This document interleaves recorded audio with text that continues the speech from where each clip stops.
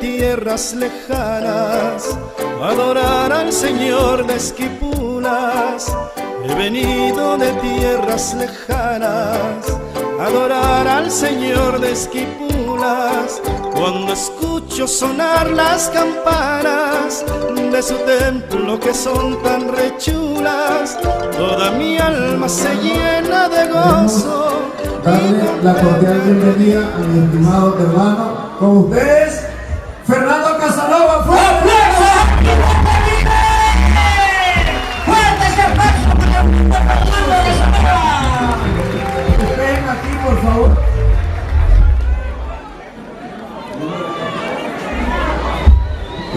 Saludos.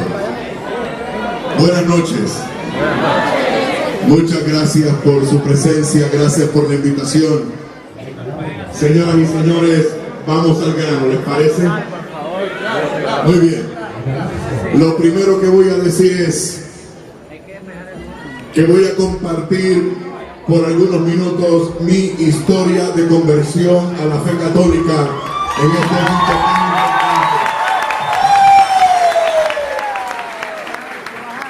Advierto, porque algunas personas se preocupan, algunas personas dicen, si este tipo va a predicar sobre cómo se hizo católico, entonces es que va a hablar de los hermanos separados. La gente no sabe. Yo no puedo perder el tiempo en hablar mal de los hermanos separados, porque yo tengo que invertir el tiempo en las cosas buenas que he descubierto ahora como católico. De hecho, estoy muy agradecido al Señor por aquel pasado. Fue como hermano separado que yo aprendí a tener especial aprecio por la Santa Biblia, la palabra de Dios. Y fue la palabra de Dios, el estudio de la palabra de Dios, la profundización de la palabra de Dios, lo que eventualmente me trajo a la Iglesia Católica. Yo descubrí que en la Santa Biblia nada contradice la excelencia y la doctrina de esta Santa Iglesia Católica. Nada en la Biblia contradice la fe de la Iglesia Católica. Así que voy a compartirles, si ustedes tienen paciencia. Lo primero, otra cosa, antes que nada, yo necesito saber dónde están las hermanas que están vendiendo el material. Hay una mesa por ahí en la que se están vendiendo unos CDs con los cuales nosotros sostenemos el ministerio que realizamos de forma gratuita para la arquidiócesis de San Juan de Puerto Rico. Bueno, me parece que en este gentío esas hermanas no deben estar, y si están no se van a identificar, así que ni modo. ¿Están a la derecha? Pues yo las identifico. ¿Dónde están? Por ahí a la derecha, donde esté una mesa con unos discos que lleva mi nombre, usted vaya y arrasa con ese material, porque con ese material ustedes van a aprender y a corroborar el sólido fundamento bíblico y espiritual de nuestra fe católica. Bueno, señores, vamos a entrar en materia. Lo primero que voy a decir,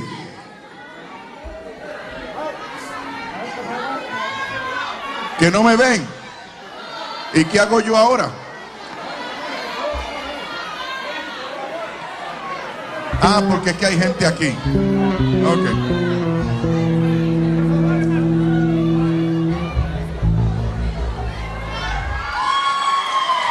Muy bien. Ok. Todo el mundo pendiente aquí. Lo primero que voy a decir es que yo no quería hacerme católico. Es la verdad. ¿Para qué voy a mentir? Yo vine aquí a decir la verdad. Y la verdad es que yo no quería hacerme católico. Yo sé que hay muchos católicos que se van para el otro lado y arguyen que aquí los tratan mal. Pues lo cierto es que allá en el otro lado me trataban muy bien. Yo no quería hacerme católico. Y no quería hacerme católico por dos razones. La primera, porque ustedes me caían mal. Perdonen, aguanten los tomates. Tan feo como tan franco, me caían mal, imagínate. Yo nunca había sido católico en mi vida, nunca. Y yo tengo que ser franco y admitir, los pocos católicos que yo conocía no me hablaban de su fe. Yo los retaba, yo los cuestionaba, yo los atacaba. Y ellos no solamente no estaban hábiles de darme la mínima explicación acerca de su fe, sino que peor aún, consentía mis ataques. Por ejemplo, recuerdo a un católico que le dije una vez: tu iglesia es una prostituta. ¿Sabe lo que me dijo? Es que me bautizaron ahí cuando era pequeñito. Increíble. A otro católico recuerdo que le dije una vez: tu líder, el Papa, es el anticristo. ¿Sabe lo que me dijo? Son los cardenales que lo eligen. O sea, yo he llegado, hermanos, me perdonan, pero yo he llegado a la conclusión que es un milagro que haya iglesia católica. Si tú quieres una sola razón que valide a la iglesia católica, él aquí. Es un milagro que haya iglesia católica. De hecho, hombre, seguro que sí. De hecho, la iglesia católica es la única institución en la historia de la humanidad que ha durado más de 1000 años. Y ya vamos por 2000. Y si esto sigue como va y el Señor no llega antes, ¿sabes qué? De aquí a 2000 años tendremos la misma iglesia, la misma doctrina, la misma fe, los mismos sacramentos. La segunda razón por la que no quería hacerme católico es porque allá, en el otro lado, me iba bien, muy bien, muy bien. Voy a aguantar la tentación y no voy a decir nada sobre dinero, porque detrás de mí hay unos sacerdotes. Y si esos curas supieran lo que podrían estar ganándose en el otro lado por mucho menos trabajo del que hacen aquí, el próximo domingo se quedaban sin misa ustedes.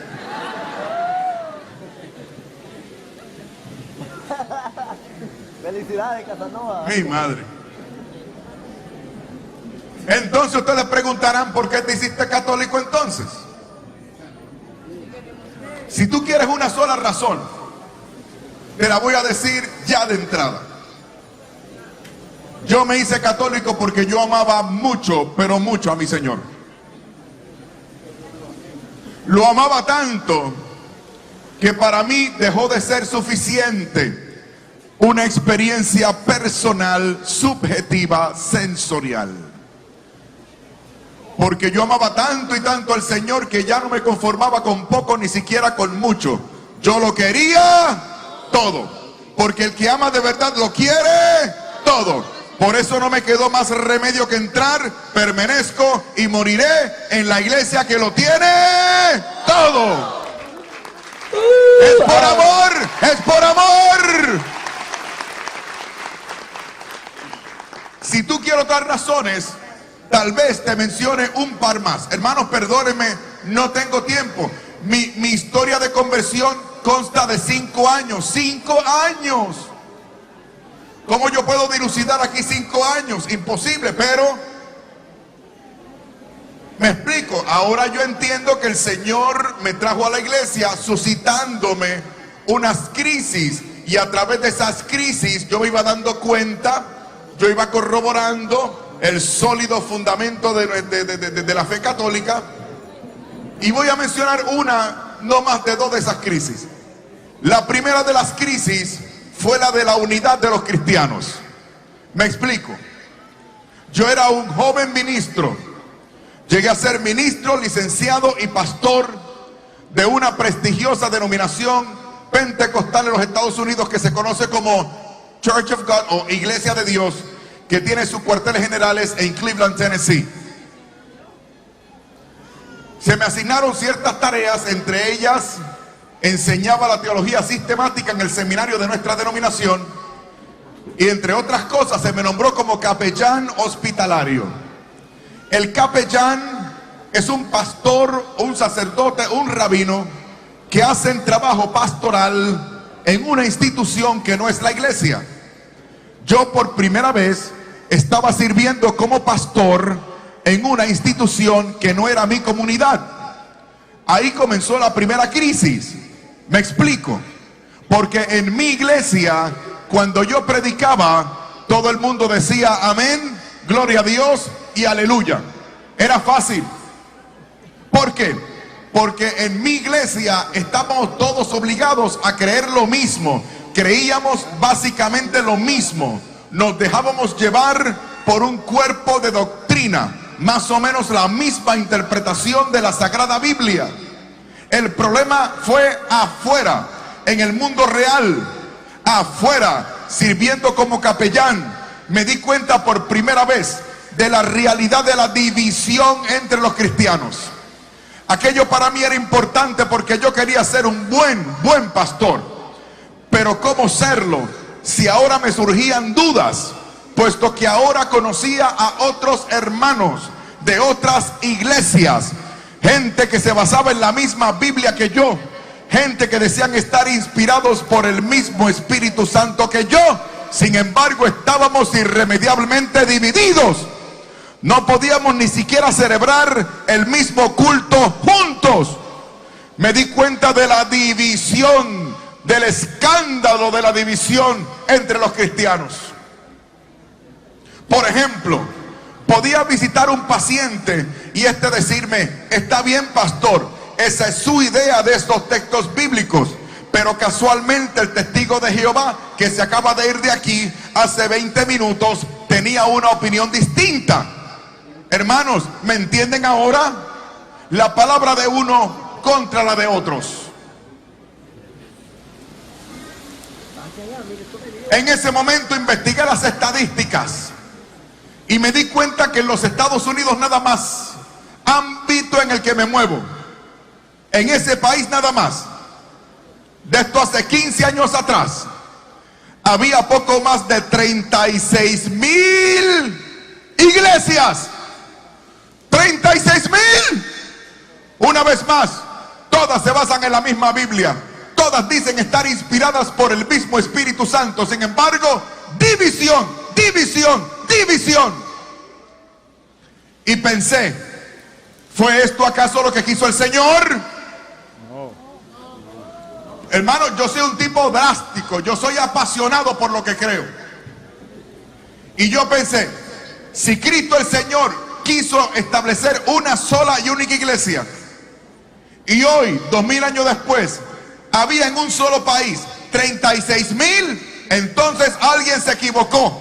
O se equivocó Cristo, si fue verdad que quiso una, o se equivocaron los 36,000 tipos que fundaron otras. Sentido común. Les voy a dar otro ejemplo. En aquel hospital conocí a una señora. Quedó recluida en el hospital por un parto difícil. Durante esos días yo aproveché y la visité La conduje a través de una secuencia de textos bíblicos que llamábamos el plan de salvación. Al final hicimos la oración del pecador y luego procedí a catequizarla. Aquello fue una catequesis rápida y fácil. ¿Por qué? Me explico. La señora se había criado en una iglesia evangélica luterana. Hermanos, ¿con quién asocian ustedes la iglesia luterana? Con Martín Lutero, muy bien. O sea, la señora había sido feligrés de la iglesia evangélica protestante más antigua del mundo. En otras palabras, la señora era como yo, de las evangélicas de antes.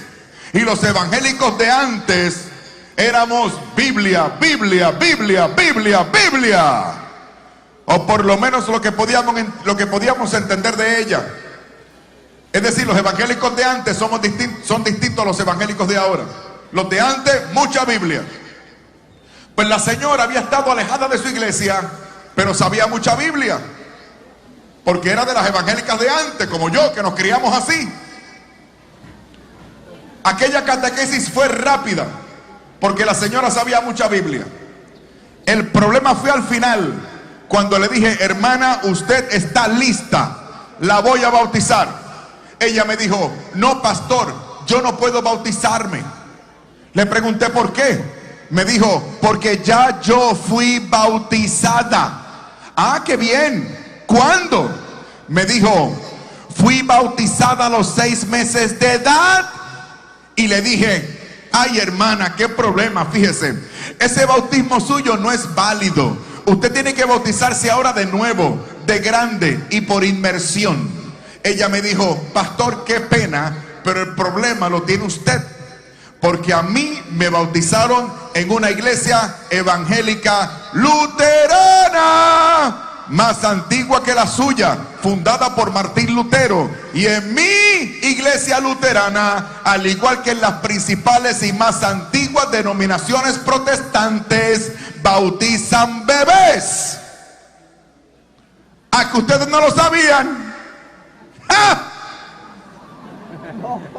Las iglesias evangélicas antiguas bautizan bebés. Increíble. Por eso cuando un hermano de allá me viene a atacar porque yo bautizo a mis bebés, yo le digo, mira, mi hijo, vete y conócete a ti mismo y después ven y conóceme a mí. Los pobrecitos ni siquiera conocen su propia tradición. Bueno, el asunto es que la doña tenía textos bíblicos. Miren lo que me dice la señora. Ella me dijo que personalmente no tenía que consentir nada para el bautismo. Me dijo que la fe de sus padres se le aplicaba, la fe de sus padres, los padrinos y la iglesia. Esa fe se le aplicaba a ella y ella podía ser bautizada de bebé. Ella me habló, por ejemplo, de partes en los Hechos de los Apóstoles, en las cuales el jefe de la familia creía, y luego de haber creído, el jefe de la familia hacía bautizar a todos los de su casa, incluyendo a los bebés, como en el capítulo 16. Por eso concluye el versículo 31 diciendo, cree en el Señor Jesucristo y serás salvo tú y tu casa. Ahí está la promesa de Dios para mí, dijo ella. Ella me habló de partes en el evangelio en las cuales la fe de unos se utilizaba para beneficio de otros, como el paralítico que bajan por las tejas de la casa. Ahí dice que el Señor vio la fe de los amigos, no del paralítico, y lo salvó y lo sanó. Ella, hermanos, escuchen, me mencionó Gálatas. En Gálatas, el apóstol San Pablo dice que el bautismo cristiano vino a sustituir lo que era la circuncisión que se le hacía a los bebés en el Antiguo Testamento sin preguntarles nada. Ella me dijo que según Romanos capítulo 6, su bautismo era un baño de regeneración por virtud del cual ella era salva. A mí eso me escandalizó. Y le dije, pero hermana, ¿cómo es eso que el bautismo salva? Ella me dijo, pero pastor, búsquelo, está en la Biblia. Primera de Pedro, capítulo 3, versículo 21, dice, el bautismo ahora os salva. ¿Se dan cuenta ahora, hermanos? La doña tenía textos bíblicos para contradecirme a mí. Digo, y yo tenía los míos también, no se crean. Pero se dan cuenta ahora de lo que les digo, la palabra de uno contra la de otros. Y volví a pensar, ¿fue esta confusión lo que quiso el Señor?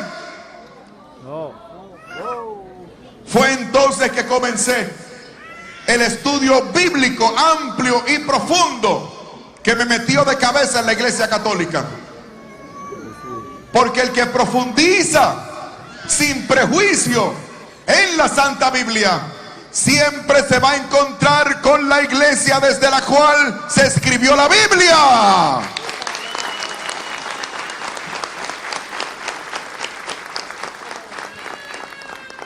¿Tendrán ustedes paciencia conmigo? Tal vez 15 minutos para mencionar algunos de esos textos. ¿Tienen paciencia, mis amores? Qué bueno, qué bueno. No se preocupen que yo no voy a hablar demasiado porque aquí no me han traído ni un poquito de agua tan siquiera. Ay, gracias, hermano, discúlpame. En la otra iglesia siempre me tenían agua. Por eso es que la gente se va de aquí.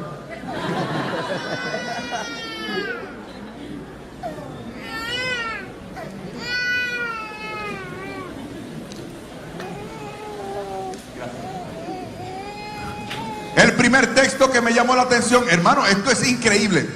texto que había leído toda mi vida. Y ahora resaltaban, destellaban, llamaban mi atención.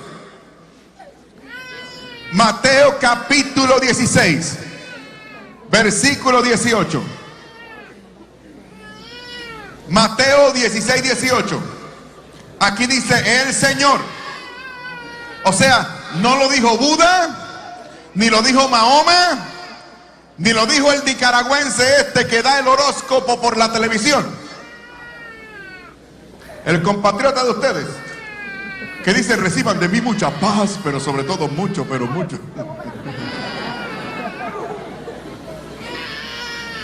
¿Qué fue? ¿No es nicaragüense? De Puerto Rico. ¿De dónde es? Puerto Rico. Me están atacando. Como soy extranjero, ¿verdad? El único. Mateo 16, 18. Dice: y tú eres Pedro, y sobre esta piedra edificaré mis iglesias. Y la... ¿Qué pasa ahora? ¡Ay! Me equivoqué. ¿Qué esperan para corregirme? Espérese, pero me van a corregir como si fueran puertorriqueños. ¿Sabe cómo me corregiría un puertorriqueño? Chico, metiste la pata. ¿Lo podrían hacer por mí? 1, 2 y 3. Chico, metiste la pata. Gracias, mis hermanos. Me siento como en casa. Hasta comenzó a soplar, mira, como...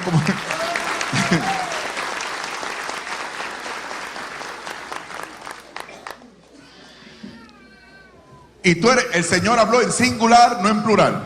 Y tú eres Pedro, y sobre esta piedra edificaré mi iglesia.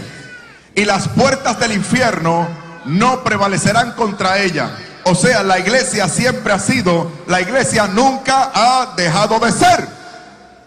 Así que mucho cuidado con desvirtuar a la iglesia católica por los pecados de los católicos.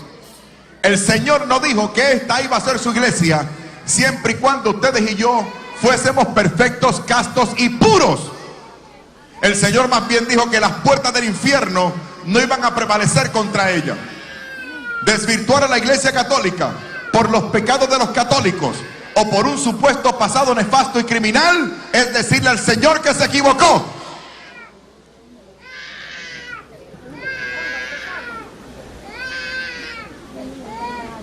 Como una familia, esto es increíble, una pariente mía me dijo que se fue de la iglesia. Le dije: ¿pero por qué te fuiste de la iglesia? Ella me dijo: Fernando, es que en mi comunidad lo que había era un montón de viejas chismosas. Y le dije: ¿pero para qué se fue?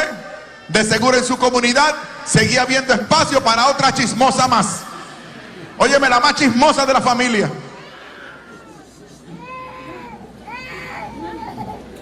No se vale decir que te vas de la iglesia católica porque supuestamente en la iglesia católica somos sinvergüenzas. Eso no se vale por 3 razones. La primera, porque tú que te quieres ir de la iglesia también eres sinvergüenza. Estamos todos cortados con la misma tijera. El que está libre de pecado que tire la primera piedra. O pregunto, ¿acaso soy yo aquí el único pecador? Ah, ustedes se las traen también, si nuestros hijos supieran, cállate. Número 2, porque allá en la iglesia a la que te quieres ir también hay sinvergüenzas. De allá vengo yo.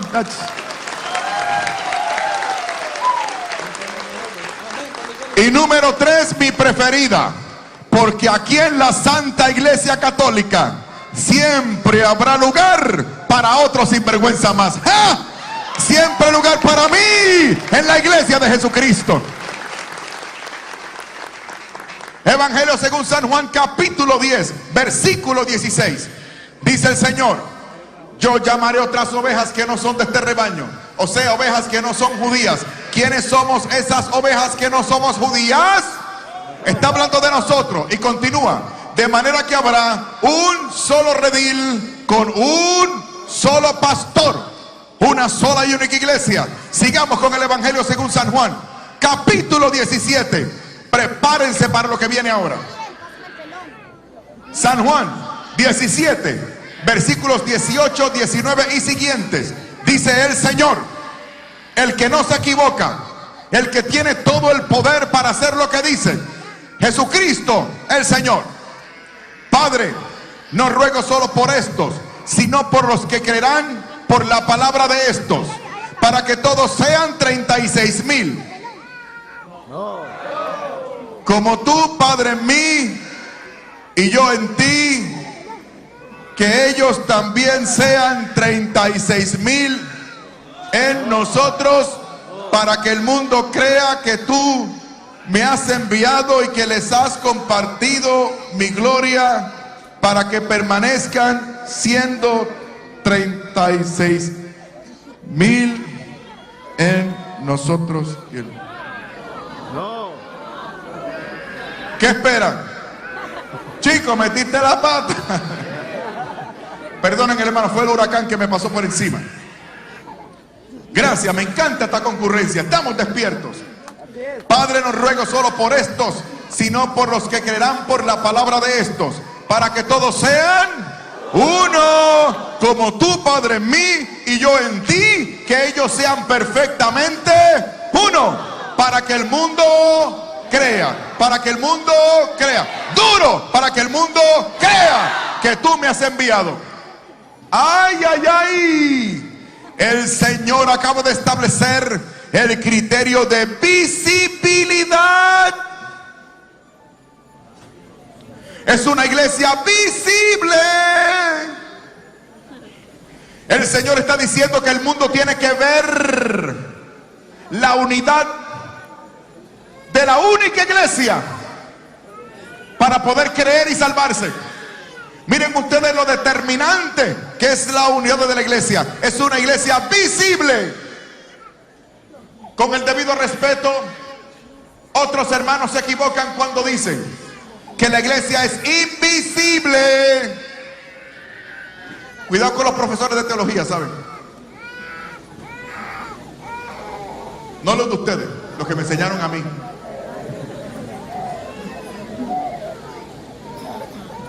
No creía ni la madre que los parió.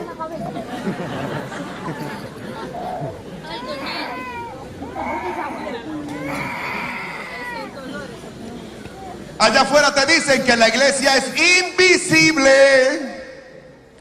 Es una herejía. Allá afuera te dicen que la iglesia es invisible. ¿Para qué te dicen que la iglesia es invisible? ¿Saben para qué?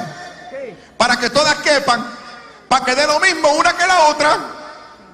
Es un truco para que tú caigas. A ver, yo estoy casado con doña Lisette Nazario González. Les pregunto, ¿mi esposa es visible o invisible? Visible. Ella es visible, ¿verdad que sí? Sí. Ahora, si yo dijera que mi esposa es invisible, ¿para qué lo diría? Para irme con cualquiera. ¡Ah!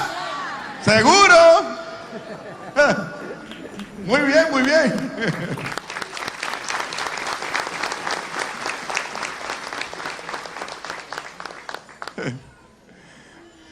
Hay católicos, hay otros católicos que me han dicho, hay católicos que dicen, total, uno debe estar en la iglesia en la que se sienta bien. ¿Han escuchado eso? Y yo pregunto, ¿puedo irme yo con otra mujer que me haga sentir mejor que mi esposa? Respondieron todas mujeres, ¿escucharon? Mujeres, mujeres, mujeres.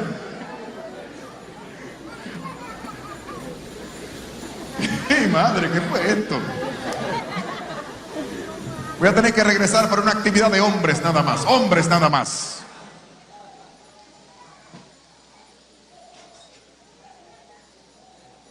Primera de Corintios capítulo 12 versículo 13. Aquí podemos estar el resto de la noche. Biblia, Biblia, Biblia, Biblia. Primera de Corintios capítulo 12 versículo 13. Ahí dice que hemos sido bautizados en un mismo espíritu para formar un solo cuerpo. Es la unidad del espíritu en la que insiste San Pablo en Efesios capítulo 4, a partir del 3er versículo. Ahí dice el apóstol San Pablo: hermanos, os conjuro a que permanezcáis solícitos en la unidad del Espíritu. ¿Y cómo es esa unidad? Sigue leyendo. Un solo cuerpo, una sola fe, un solo bautismo, en un mismo Espíritu. ¿Para qué? Versículo 14.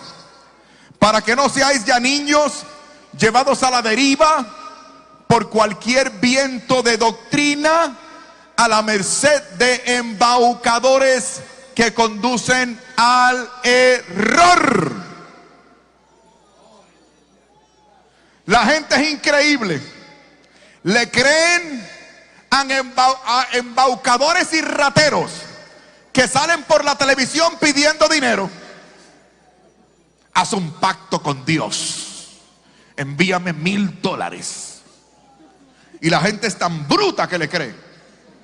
Al tipo de la televisión le creen, pero no le creen al Señor, al que nunca miente cuando dice: tengan y coman todos de él, porque esto es mi cuerpo. Niegan las palabras del Señor y aceptan con beneplácito las palabras de los hombres.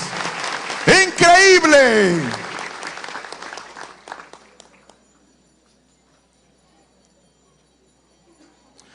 Fue por primera vez que me pasó un letrerito por la mente que decía: Iglesia Católica. Y yo reaccioné como un buen evangélico. El Señor reprenda al diablo. Mire qué iglesia católica. Luché contra una y otra cosa. Por ejemplo, imagínate lo que pasó por mi corazón cuando descubrí que aún queriendo ser un buen pastor, yo no tenía el poder dado por Cristo a sus verdaderos ministros para convertir un trozo de pan y un poco de vino en el cuerpo y la sangre del Señor. Yo no tenía ese poder.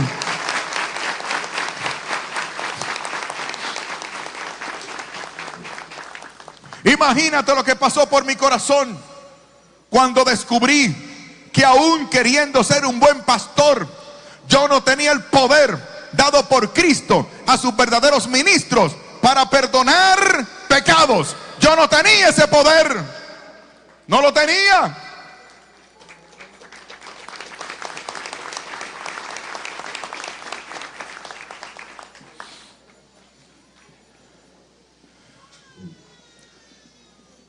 Casi al final de mi proceso de conversión, que conste que estoy pasándole por encima a 4 años. Esta fue una de las últimas crisis. Téngame paciencia, estoy tratando de avanzar. Yo dije: si es verdad que estos sacerdotes católicos tienen poder para perdonar pecados, yo ese poder tengo que sentirlo. Yo estaba equivocado.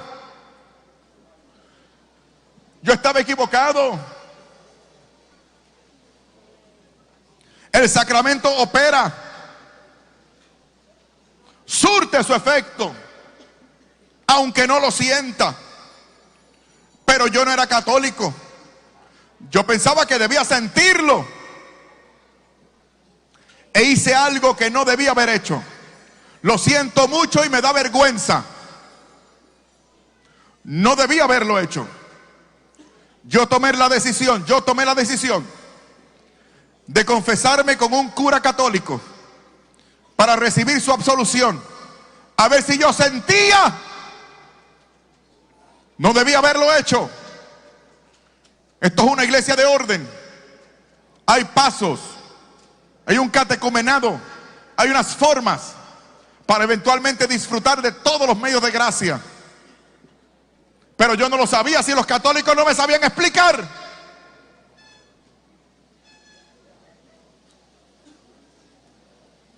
Fui donde un sacerdote, y le pregunté al sacerdote: padre, ¿qué puedo hacer para hacerme católico?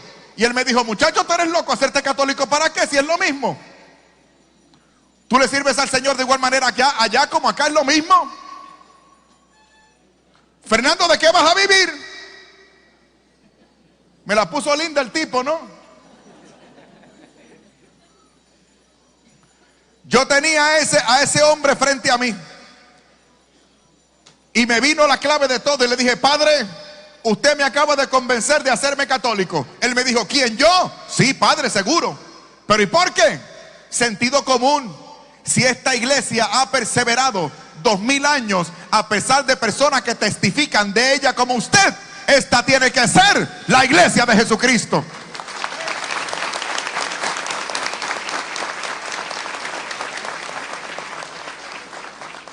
Pero antes de eso, lo de la confesión. Pero yo quise hacerlo bien, porque siempre que yo pensaba encontrar una puerta de salida para no hacerme católico, detrás de esa puerta siempre se me presentaba la fe católica. Y yo dije: si yo voy a confesarme, yo voy a hacerlo bien, para que luego el Señor no me vaya a decir: seguro que no sentiste si no lo hiciste bien. Así, hermanos, miren todo lo que yo hice. Primero, compré el ritual de la confesión. Saben que los señores presbíteros usan esos libros, ¿no?, que llaman los rituales, por los que se dejan, por lo menos deberían dejarse llevar. Yo compré el ritual de la confesión y me lo aprendí de memoria. Escuchen, yo soy un pobre y miserable pecador. Estoy plagado de defectos. Tengo muy poquitas virtudes. Una de ellas, mi memoria. Así nací, con una memoria fotográfica. No se me olvida nada.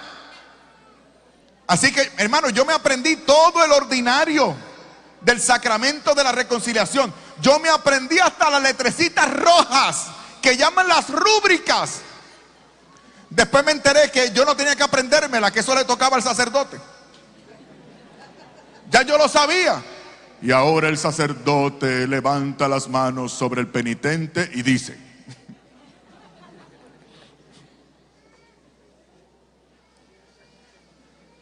además, yo quería una iglesia que me mereciera, una iglesia majestuosa, así como gótica.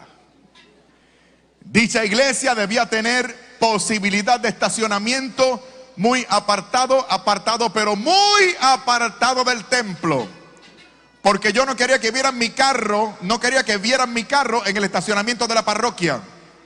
Además, yo no iba a estacionar mi carro de lujo, último modelo, al lado de la carcacha del cura.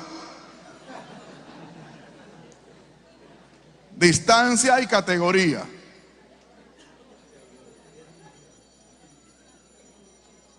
Luego, yo quería que el confesionario fuese algo gordo, sólido, macizo. Algo así como barroco, no sé, algo que no salieran ni los murmullos. Yo quería que el confesionario tuviera rejilla para que el ministro no me viera la cara.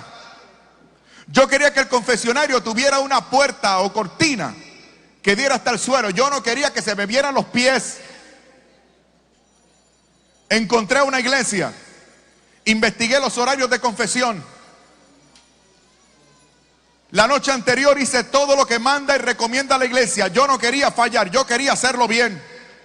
Hice un examen de conciencia, un ejercicio de contrición, un propósito de enmienda.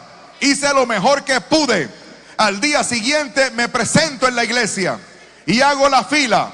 Había unas mujeres antes de mí para confesarse. Me di cuenta y me extrañé porque todas eran mujeres. Yo era el único hombre, varón, macho, masculino. Y ahora cada vez que me voy a confesar veo casi siempre lo mismo. La mayoría de las que se confiesan son mujeres.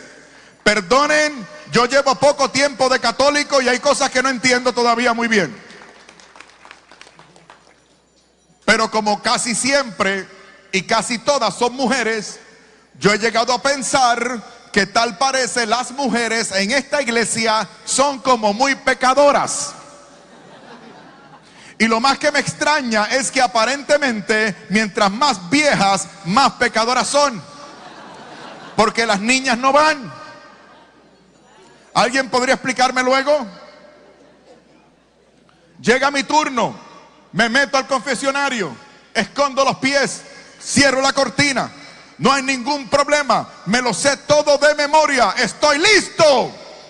Y el sacerdote me saluda. Ave María Purísima.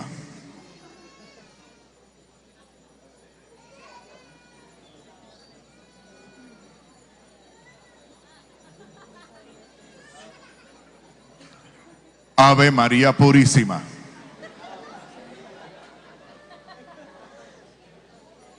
Hijo, ¿estás ahí? Sí, padre, estoy. Ave María Purísima. Amén. Ave María Purísima. Gloria a Dios, aleluya. Hermanos, es que eso no está en el ritual. Yo nunca había sido católico, qué sé yo cómo responder. Él me dijo, hijo, como que hace tiempo tú no te confiesas, ¿verdad? Ay, padre, si usted supiera. Hermanos, escuchen, declaré mi vida, mis pecados, todos mis pecados. Aquello fue una confesión larga. Aquellas pobres viejitas se quedaron sin confesar. Total, no hay ningún problema, porque a mí me dicen mis amigos sacerdotes, me dicen que ellas van a confesar los pecados de los maridos.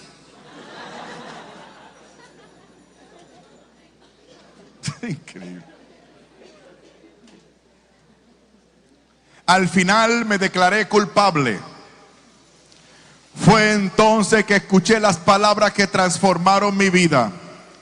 Las palabras que me han traído aquí frente a ustedes en la noche de hoy. Dios, alabado sea Jesucristo. Bendito sea el Señor. Dios Padre misericordioso, que reconcilió consigo al mundo por la muerte y resurrección de su Hijo, y derramó el Espíritu Santo para la remisión de los pecados, te conceda por el ministerio de la iglesia el perdón y la paz. ¿Vieron que me lo aprendí? Y yo te absuelvo de tus pecados en el nombre del Padre, y del Hijo, y del Espíritu Santo. ¡Ay, Dios mío! ¡Qué maravilla! Respondí, amén. Hijo, ¿estás bien?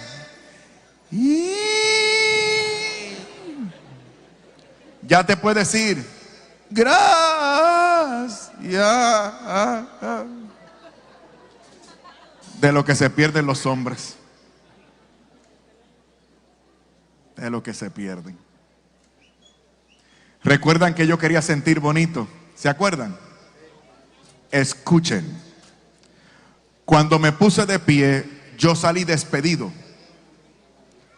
Yo esperaba manejar un cuerpo de 197 libras aproximadamente. Y ¿saben qué, mis hermanos? Yo no pesaba nada. Yo estaba liviano, livianitito, fresquito por dentro. Luego, cuando me pongo de pie, me descubro a mí mismo de puntitas.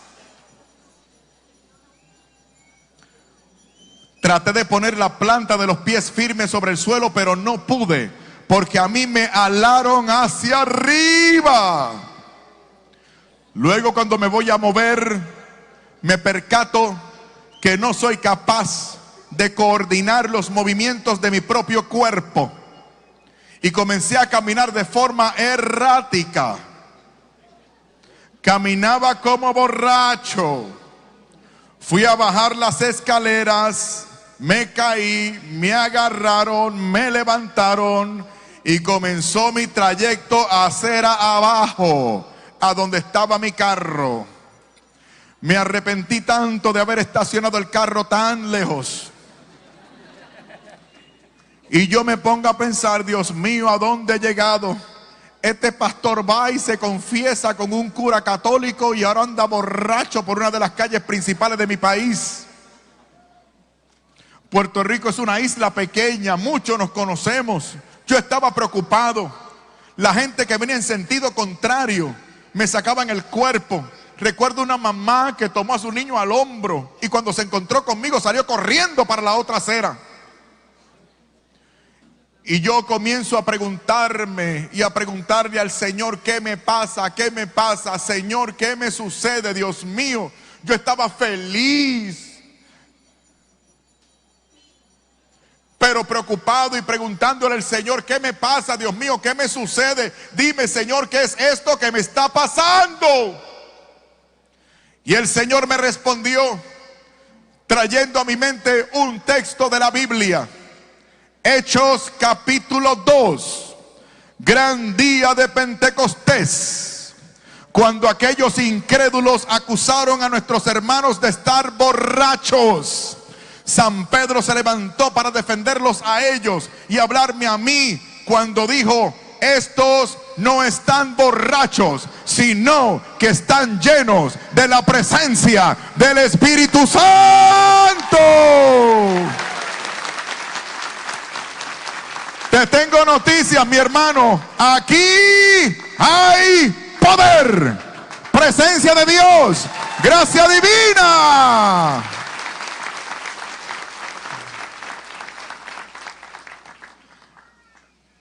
Quisiera seguir hablándote porque tengo muchas cosas que decir.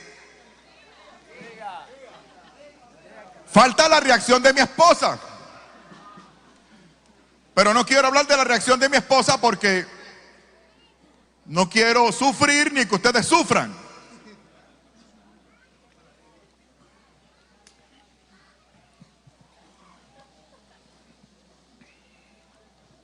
Mi esposa reaccionó reaccionó como ella es: violenta, virulenta, mal hablada, corajuda.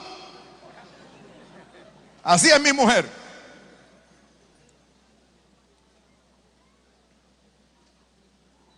Suele tener un carácter endemoniado. Ella no habla, ella grita, ella no sugiere, ella ordena. Y lo hace frente a mi familia para humillarme.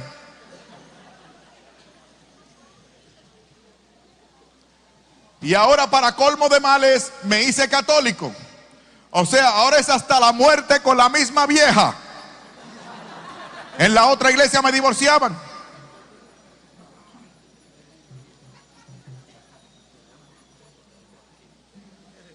Mi esposa me dejó. Todo el mundo me dejó. Pasé a ser el tema de la predicación de mis ex compañeros. Hoy mi esposa confiesa que durante esos 2 meses se recibió llamadas de amigos comunes que le sugerían el divorcio. Yo ganaba mucho dinero, pero no tenía hábitos de ahorro. Sabía que pronto no iba a tener el dinero para pagar los carros y la hipoteca.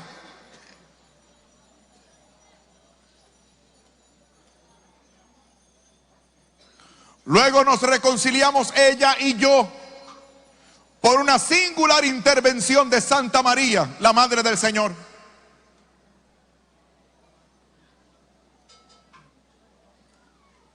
Luego le pedí a la Santísima Virgen que mi esposa también tuviera sus propias experiencias, porque mi esposa era más anticatólica que yo. Y ella comenzó a tener sus propias experiencias. No se preocupen, que yo voy a tratar de que ella venga aquí un día a testificarles a ustedes. Y ella les va a contar.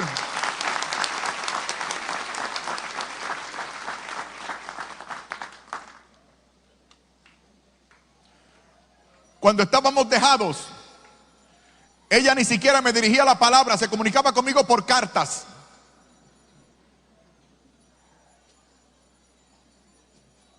Después de eso, ella va con nuestros niños. Ella iba a ir a su iglesia evangélica. Y de repente comienzan a moverse los pedales del carro. Acelerador, freno, freno, acelerador. Y el timón comienza a moverse. Derecha, izquierda, izquierda, derecha, derecha, izquierda, de frente, derecha, izquierda. Y ella se preocupa, pensó, aquí estos sistemas hidráulicos se dañaron. Mi esposa trató de mantener el control. El carro se desvía para la izquierda. Cuando logra controlar el carro, se da cuenta que está en el estacionamiento de una iglesia.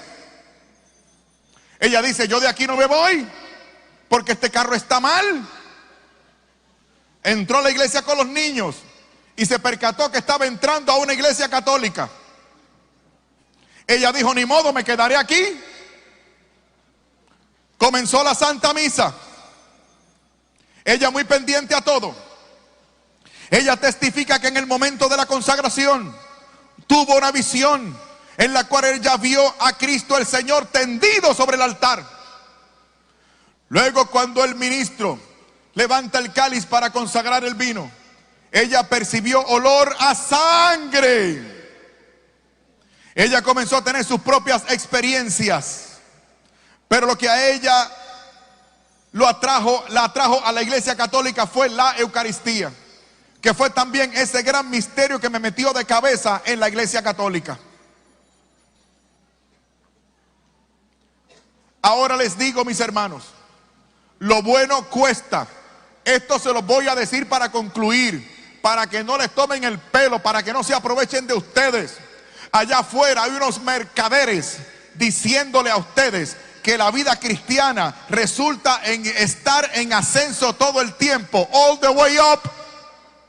Eso no es así, eso es una quimera. Hay altas y bajas. Hay momentos de aridez espiritual en la vida cristiana. Y mi familia y yo hemos tenido que pagar un precio altísimo.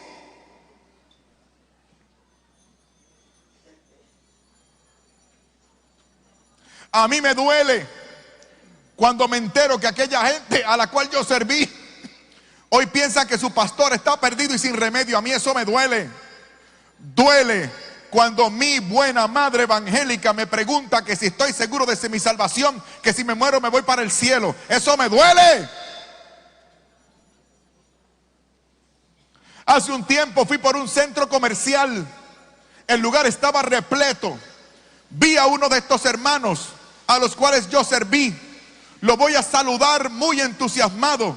Y él, frente a todo el mundo, me dejó con la mano extendida y me gritó: yo a usted no le conozco, usted es un idólatra, usted es un apóstata. A mí eso me duele.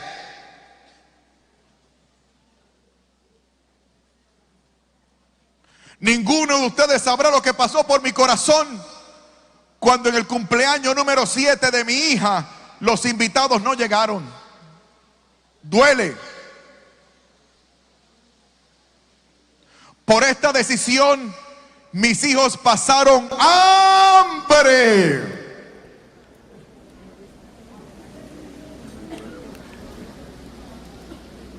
Pero no se preocupen, porque yo esas cosas las superaré eventualmente.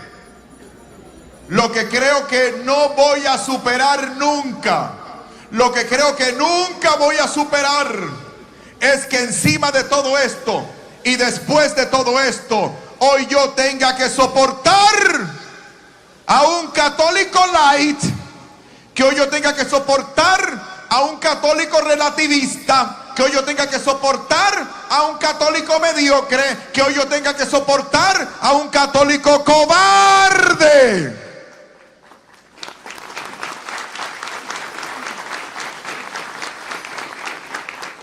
Que se atreva a decirme a mí que da lo mismo esta iglesia que cualquier otra iglesia. Yo tonto no soy, escucha bien. Yo he dejado atrás lo que he dejado atrás, porque estoy convencido de que esta es la iglesia de Jesucristo. Y las puertas del infierno no prevalecerán en contra de la iglesia. Alabado sea el Señor. Hermanos, muchísimas gracias. Dios les bendiga. Voy a hablar con mi esposa para que venga a testificar un día de esto. ¿Les parece bien? Sí. Ustedes verán su rostro angelical, escucharán su voz melodiosa. No le crean. Muchas gracias. Dios les bendiga.